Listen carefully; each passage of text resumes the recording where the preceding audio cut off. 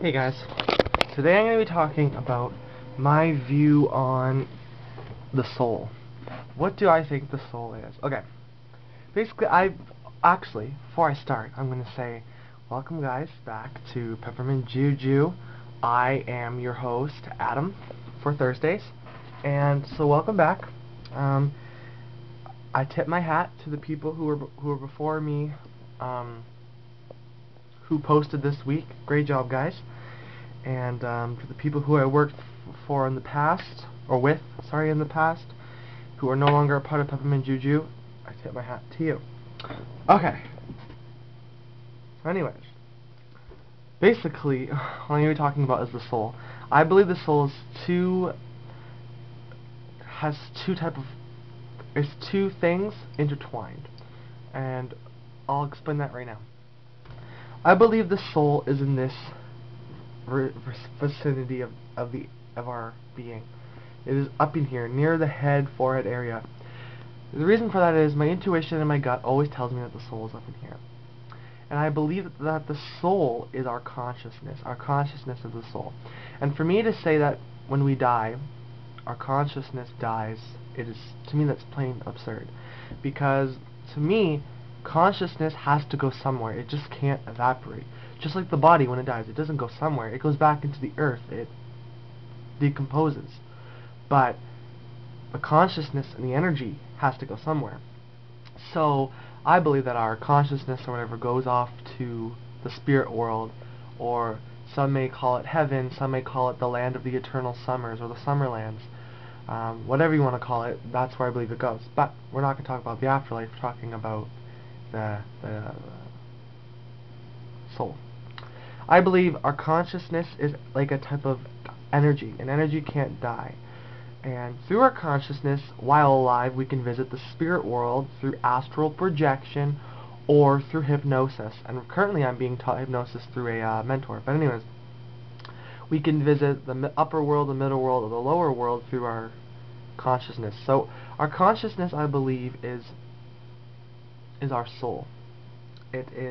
Our consciousness has a collection of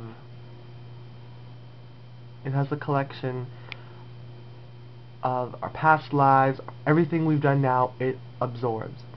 And I also believe in the electromagnetic field, or just the aura, which is around our body. And I believe that is connected with the soul. But I also believe, our higher self. Our higher self is also connected to the consciousness and to the soul. I believe our higher self is just a different part of us. It is a part of our soul. It is our true self. It is the part of us that is spiritual. It is the part of us that guides us on our path. Before you came to this lifetime, you kind of set out a blueprint for you and where you're going to live, and your higher self is that guide to bring you there. And when you're talking to spirits and stuff like that, you're through your higher self. So anyways, I believe our higher self, or let's just say our consciousness and our auric field are connected. I believe we have a thing called the silver cord, which connects our consciousness and our aura together. Basically, when the one astral projects, they are actually leaving their body. So I can't astral project, but I'm just saying, I believe that our aura field leaves the body, and so does our consciousness, but not forever, because it's connected to the silver cord, and I believe the silver cord breaks upon death. And now when you're in hypnosis, you're not leaving your body, but it's more so your consciousness kind of alters and taps into the spirit world. Kind of like a radio, how it tunes into frequencies. That's how our soul or our consciousness does it. Our soul doesn't leave the body, but it kind of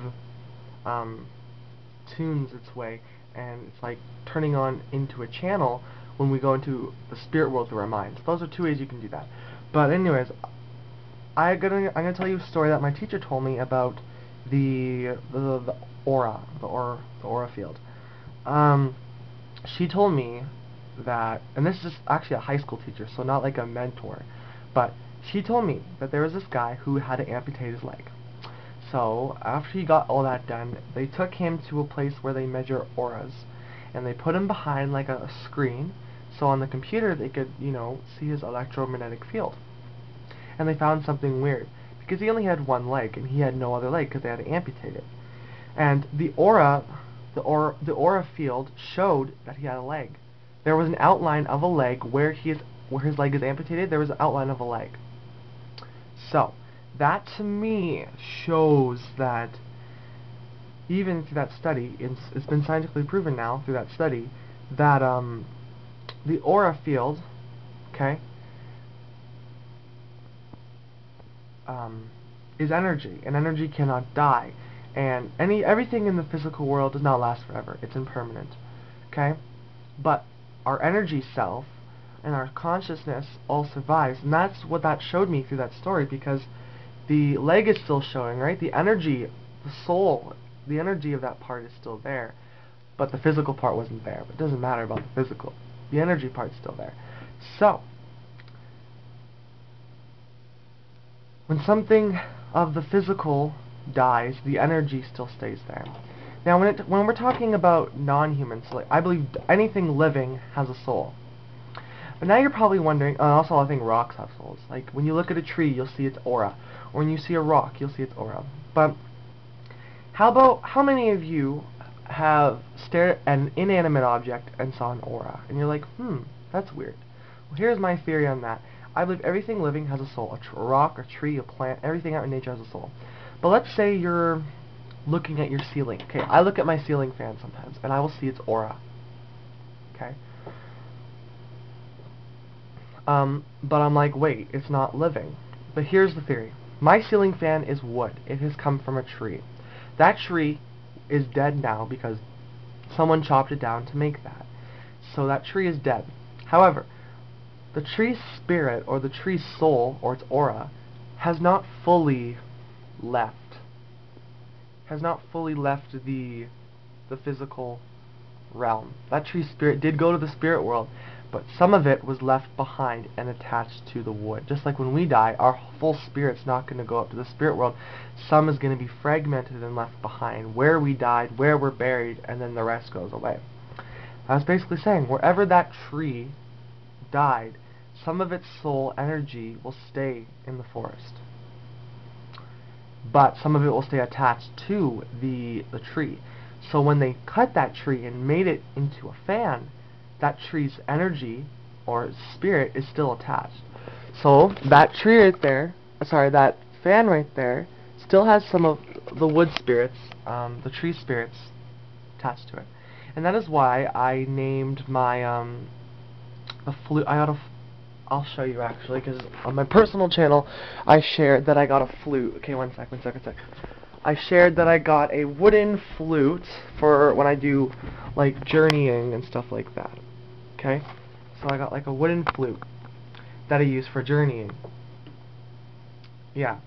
And the reason why I named it, Tongo, sorry. I named it Tongo. The reason why I named it is because I believe that it came from a tree, and the tree is now dead. So to honor the tree's spirit, I name the wood. So basically, that is my view. That's why I don't think inanimate objects have a spirit, but it has some of its spirits. Like, let's say you get a pot. Okay, that clay comes from the earth. That has the earth spirit in it, so it'll have some of the spirit. So when someone says everything has a spirit, I think everything has spirit energy. Every living thing has a spirit, but inanimate objects don't have a spirit of itself, but it has spirit energy attached to it from wherever it came from. So anything that's made out of wood has the spirit of wood. Like here, this wood right here does not have a spirit, but the spirit of the tree, right, it has the spirit of the tree, or it's wherever this came from, it still has the spirit energy to it.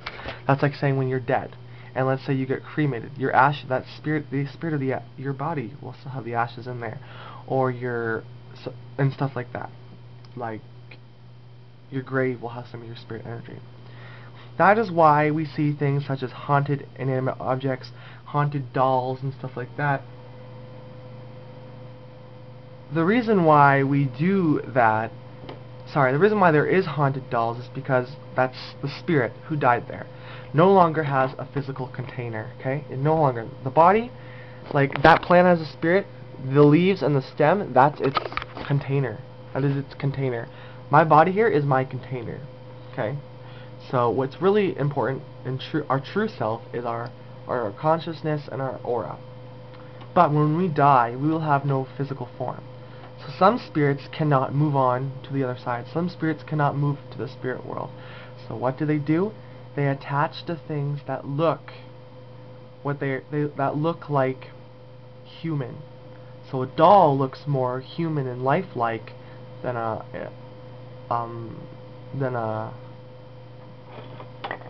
lid of something. So they'll go into that, and they'll be a part of that, and that's why we get haunted dolls, to find a container. But because they haven't crossed over and they don't know they're dead, or they know they're dead but they don't want to cross over because they want to stay here and they like the physical too much. That is my view on the soul. It is our consciousness and our aura intermingled together. And yeah. So till next week, guys. Blessings.